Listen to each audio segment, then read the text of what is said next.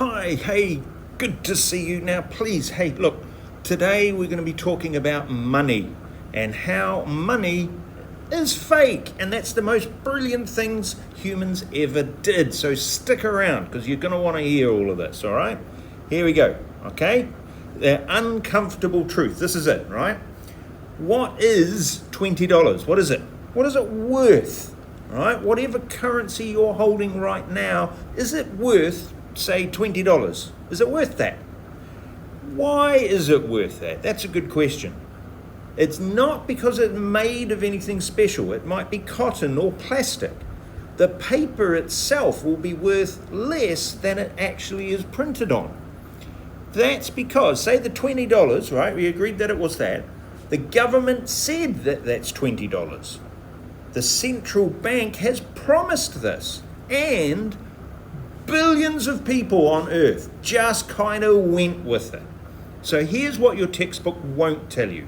Money has no intrinsic value. It never really did. And the entire history of human civilization is basically the story of us collectively pretending otherwise. And that collective pretend being so successful, it built skyscrapers, funded wars, and paid for your Spotify subscription. I'm Econ Teach NZ, and today we're asking the question that sounds like something you would debate at 2 a.m., but is actually one of the most important questions in all of economics. What even is money? And how did we end up here? Okay? So let's have a look, right? Let's rewind way back. Before coins, before banks, before crypto, Twitter, all right? Humans traded stuff.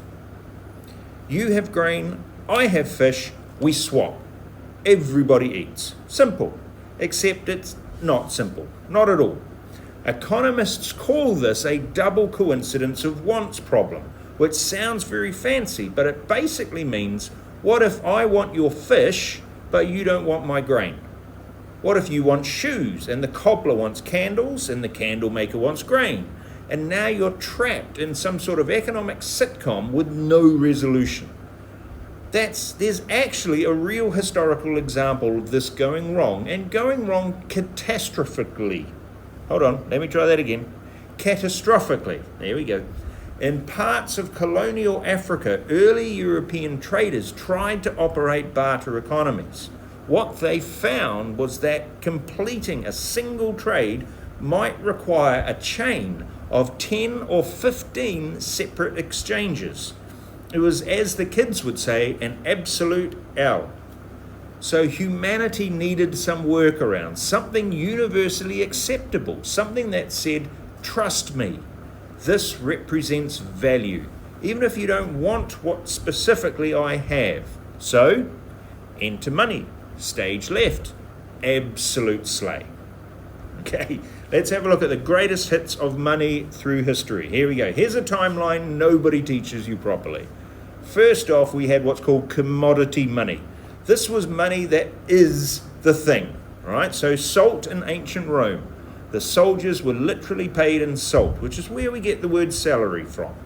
If a Roman legionary was being paid in salt, imagine the HR conversation when inflation hits. Shells all across Africa, Asia, and the Americas for thousands of years were used as money. Cattle in ancient Greece and early Ireland. The IB and IGCSE syllabuses call these commodities used as money. But what they're really telling you is anything can be money if enough people agree on it. We then had metallic money. This was around 600 BCE, all right? So modern day Turkey, okay? They started minting standardized coins, gold and silver. The big upgrade here, though, wasn't the metal, it was the standardization. You didn't have to weigh and verify every transaction anymore. The king's face on the coin was the guarantee. You are then essentially trusting the government, which historically has gone, well, mixed. Then we had paper money, right? So look at China in the 7th century CE. We had the Tang dynasty introducing flying money. certificates that merchants could use instead of carrying heavy coins on long journeys. By the time of the Song dynasty, right, the government is producing actual paper currency. Europe doesn't catch up with this for another 600 years. Let that sink in.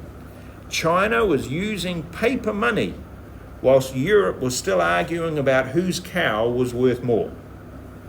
Then we had what was called the gold standard. That's most of the 19th and the early 20th century. Major currencies were pegged to gold, all right? Your banknote literally was redeemable for a specific weight of gold.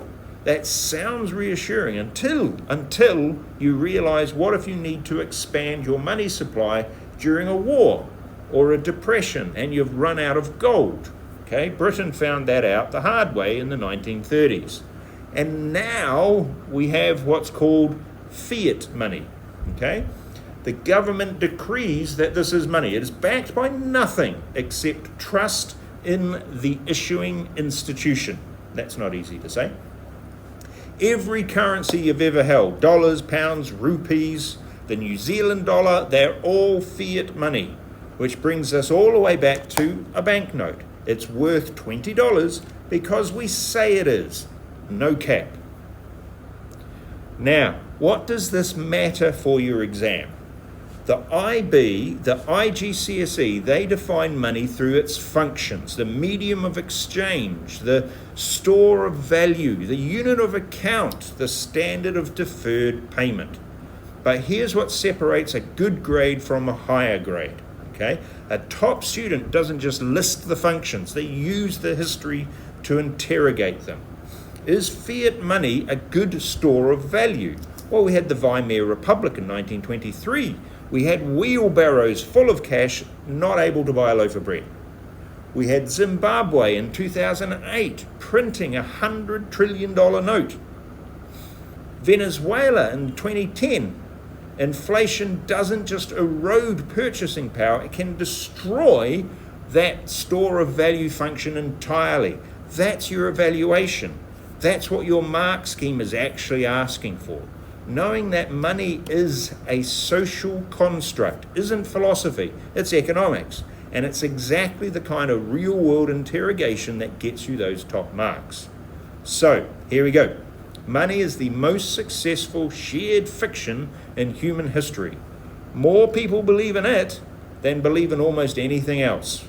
More has been done and more damage caused in its name than for most ideologies. And it's made nothing but trust. All right, so I'm Econ Teach NZ. Please drop a comment. What do you think money actually is? I want to see how this community defines it.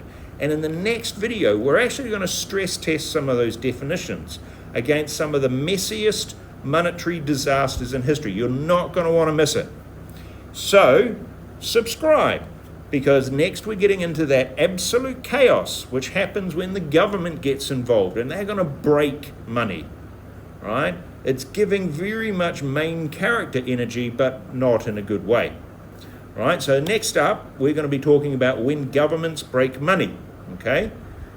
Is crypto real money, right? Let's defend our answers using economics and not vibes. Thank you very much for listening to me. Hey, Kornera, have a fantastic day, and we'll see you on the next one.